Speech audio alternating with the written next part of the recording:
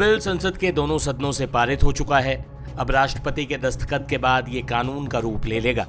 लेकिन वक्फ बिल के विरोध में आज देश के कई हिस्सों में विरोध प्रदर्शन देखने को मिल रहे हैं। इसके पीछे कई अफवाहें हैं जो वक्फ को लेकर फैलाई जा रही हैं, जैसे कि नया बिल वक्फ को खत्म कर देगा, मुस्लिमों की संपत्ति छीन लेगा, गैर मुस्लिमों की वक्फ के रख रखाव में एंट्री कर दी जाएगी। ऐसी कई अफवाहें फैल रही हैं। देश के गृह मंत्री अमित शाह ने संसद में इन अफवाहों पर जवाब देते हुए क्या कहा था, सुनिए। गणमान्य चर्च और चर्च के समूह वक्फ बिल का समर्थन कर रहे हैं। उनको लगता है कि इसका विरोध कर हम मुस्लिम भाइयों की सिंपैथी जीतकर अपनी वोट बैंक पक्का करेंगे। उसमें कोई फायदा नहीं होगा अखिलेश, इसलिए कि 4 साल में मुस्लिम भाइयों को मालूम पड़ जाएगा कि कानून तो उनके फायदे में है। और इसके साथ ये दक्षिण के सारे जो सांसद बोल रहे हैं, अपनी अपनी कॉन्स्टिट्यूएंसी में सारे चर्च को मान्यवर नाराज कर रहे हैं। उनको पता नहीं, सारे चर्च को नाराज कर रहे हैं।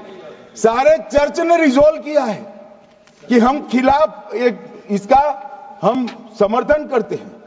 मान्यवर, तेलंगाना में 66,000 करोड़ की 1700 एकड़ जमीन पर दावा कर दिया। असम में मोरीगांव जिले की 134 एकड़ भूमि पर दावा हुआ। बिहार का मैं लालू जी के कोर्ट के साथ बाद में बताता हूं। गुरुद्वारा से संबंधित हरियाणा की 14 मरला भूमि को वक्फ को सौंप दिया। और मान्यवर, प्रयागराज में चंद्रशेखर आजाद पार्क को भी वक्फ घोषित किया। और मान्यवर, महाराष्ट्र के वडानगे गांव में महादेव की मंदिर पर दावा किया। और बीड में कंकलेश्वर मंदिर की 12 एकड़ जमीन वक्फ बोर्ड ने जबरन ले ली। मान्यवर, ये सब जो चल रहा है, इसमें आज भी मैं स्पष्ट करना चाहता हूं, वक्फ जो कि मुस्लिम भाइयों की धार्मिक क्रियाकलाप और उनके बनाए हुए दान से ट्रस्ट है, उसमें सरकार कोई दखल करना नहीं चाहती है। मुतवल्ली भी उनका होगा, वाकिफ भी उनका होगा, वक्फ भी उनका होगा। परंतु वक्फ की संपत्ति, इसका रख रखाव ठीक से हो रहा है नहीं। वक्फ का संचालन कानून के हिसाब से हो रहा है, निजी उपयोग के हिसाब से। सैकड़ों साल पहले किसी बादशाह ने दान किया, हमारी भाषा में कहो तो धर्मादा किया। अब इसकी संपत्ति को आप 12,000 रुपये में 5 सितारा होटल बनाने के लिए दे देते हो, ये उचित है क्या भाई? वो पैसा गरीब मुसलमान के कल्याण के लिए करिए, तलाकशुदा महिलाओं के कल्याण के लिए करिए, जो अनाथ बच्चे हैं उसके कल्याण के लिए करिए। मान्यवर, ये करने की जगह बेरोजगार मुसलमान युवाओं के लिए स्किलिंग का काम करिए। लाखों करोड़ों रुपए की भूमि मान्यवर, और इनकम 126 करोड़ रुपया। रेलवे की जितनी जमीन है, जिसमें हजारों करोड़ लाखों करोड़ का रेलवे का कारोबार चलता है, इतनी भूमि वक्फ के पास है और इनकम 126 करोड़। बता दें कि कई मुस्लिम संगठन भले ही वक्फ बिल का विरोध कर रहे हों, लेकिन कई मुस्लिम धर्मगुरुओं ने वक्फ बिल की जमकर तारीफ भी की। जिन लोगों ने वक्फ की जायदादों का दुरुपयोग किया है, तो वो वक्फ के लुटेरे हैं, तो उनके खिलाफ कड़ी कार्रवाई हो। हुकूमत एक आयोग बनाए जिसमें यह जांच की जाए कि पिछले 75 सालों में वक्फ से गरीबों को कितना फायदा हुआ है और अमीरों को कितना फायदा हुआ है। और पानी का पानी और दूध का दूध होने के बाद में फिर ऐसे लोगों के खिलाफ जिन्होंने आज ये हाल बना दिया है कि गरीब वक्फ से तरस रहा है और मालदार वक्फ से जेब भर रहा है, इसके खिलाफ भी कार्रवाई होनी चाहिए। वक्फ बिल में वो चीजें जो वक्फ जायदादों की तहफ्फुज के लिए हैं और गरीबों की तरक्की के लिए हैं, बिल्कुल समर्थन करता है। जितने भी लोग वक्फ अमेंडमेंट एक्ट का विरोध कर रहे हैं, ये मुसलमान नहीं है, ये पॉलिटिकल मुसलमान है और ये असल में इंक्रोचर हैं वक्फ के।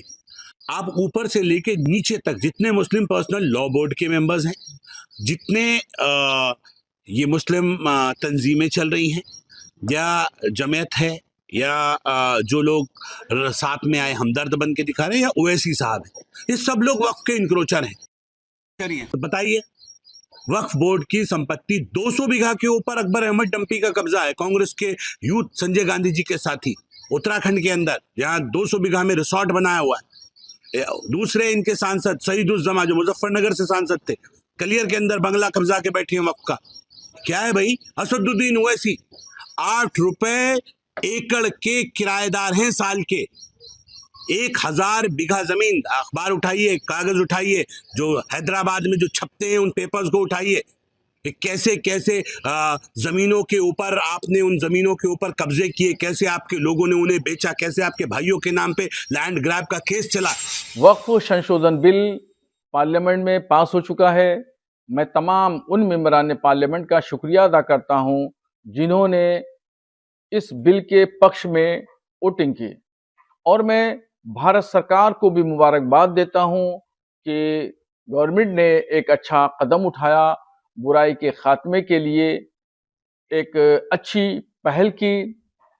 होता ये था कि वक्फ बोर्ड के चेयरमैन, जो लोग भी इस बॉडी पे काबिज होते थे, ये भू माफियाओं से मिल करके करोड़ों की जमीनों को रेवड़ियों के भाव बेच देते थे, खुर्द-बुर्द करते थे।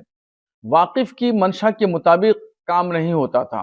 वाकिफ की मंशा ये थी कि उससे होने वाली आमदनी गरीब, कमजोर, बेवा और यतीम मुसलमानों पर खर्च की जाए, मगर ये तमाम चीजें न हो करके ये सब अपनी पॉकेट में जाती थीं। मगर अब वक्फ संशोधन बिल के पास हो जाने पर हमें उम्मीद जगी है कि इंशाअल्लाह कुछ अच्छा काम होगा और गरीब मुसलमानों की आर्थिक तंगी में एक जबरदस्त इनकलाब आएगा।